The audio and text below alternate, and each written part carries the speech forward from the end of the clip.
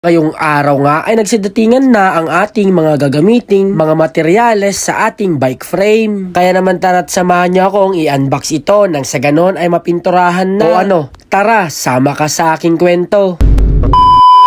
Hinintay nga muna natin ang materyales na ating gagamitin para sa ating road bike upang ito ay masimulan. Isa na itong rust remover para sa kanyang bottom bracket na na-stock up ng 4 na taon. At buti na nga lang ang rust remover na binili ko ay may kasama ng steel brush at hindi ko na kailangan bumili pa. Pagkatapos noon, naubusan tayo ng paint remover kaya naman ito, napa-order ako ulit. Pagkatapos noon ay heto na nga ang ating bida, ang primer white, ang flat black o matte black, at ang pinakahuli nga ay heto, ang clear coat. At ayun na nga, nabuo na natin ang materyales na gagamitin sa ating road bike frame. Kaya naman hindi ko na pinatagal at inisprayan ko na ito ng paint remover nang sa ganon ay matanggal na ang mga natirang pintura. Pagkatapos ng ma-apply ang paint remover ay heto nga at kinakaskas ko na ng steel brush. Kung makikita nyo nga ay pumapadyak ako dyan sa kadahilan ng yung pintura ngang natanggal ay tumalsik sa aking paa. At yun nga ay merong paint remover. Kaya naman napakahapde. Aray mo! Pagkatapos nga nun ay bababaran ko nga naman ng rust remover itong bottom bracket niyang na-stock up na ng 4 na taon at baka sakaling ngang matanggal ito. Kaya heto, sinubukan ko nang baklasin ang kanyang bottom bracket pero wala pa rin, talagang napakahigpit talaga ng kanyang pagkakakapit. Ikaw ba naman ang may stock ng 4 na taon sa kanyang thread tapos napakakapal na rin ng kanyang kalawang? Kaya naman nag-focus na lang kami sa pagtatanggal ng mga pintura. At sa part ng video ito ay nililiha ko na nga at kung makikita nyo nga ay manatitira pang mga pintura. Kasi naman hindi siya matanggal-tanggal kahit babara mo na ng paint remover. Kaya nagsanib pwersa na kami ng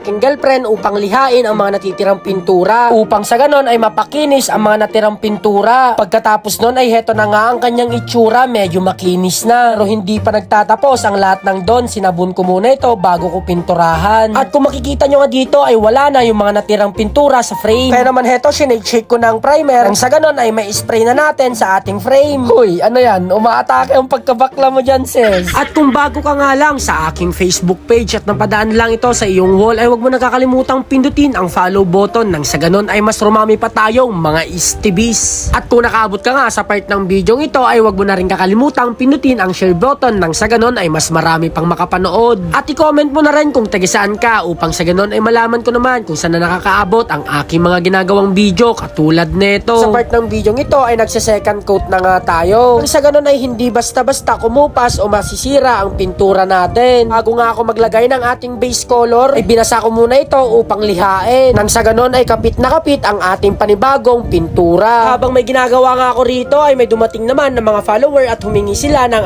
ating sticker. Kaya naman agad-agad ko na silang binigyan ng ating pangmalakasang sticker. O ikaw idol, meron ka na bang sticker ni Ingo Vibes TV? Kung wala pa, huwag kang mahihiyang humingi ng ating sticker pag nakita mo ako sa daan. Dito nga sa part ng video ito ay pinipinturahan na nga ng matte black. At heto nga ang ating magiging base color. Muli ay pinapakilala ko sa inyo ang Paypayog by Ingo Vibes TV. At kung hindi mo pa nasusubukan ay mag-comment ka lang o i-PM mo ako nang ako na mismo ang mag-deliver sa iyo. Maraming salamat!